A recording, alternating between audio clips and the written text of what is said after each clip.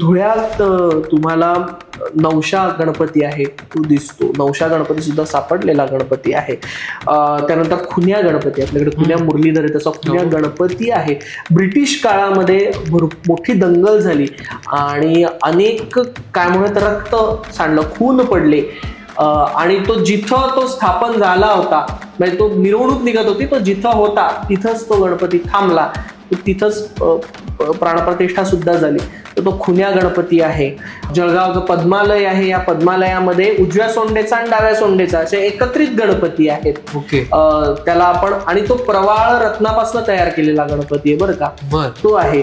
वेरूळला लक्ष गणपती आहे, म्हणजे स्कंदानी म्हणजे कार्तिकेयांनी तारकासुराचा वध करण्यासाठी लक्ष दुर्वा, लक्ष मोदक, लक्ष जप असं त्याला वाहिलं, तो प्रसन्न झाला आणि आशीर्वादाने त्याला शस्त्र, आयुध, शक्ती दिली, म्हणून तो गणपती लक्ष गणपती आहे. जे जे वेरूळला जातील, घृष्णेश्वराला जातील, त्यांनी लक्ष गणपतीचं तर 100% दर्शन घेतलंच पाहिजे. आपल्याकडे विज्ञान गणेश आहे. दत्तात्रेयांनी स्वतः स्थापन केलेला विज्ञान गणेशाला गेलं पाहिजे.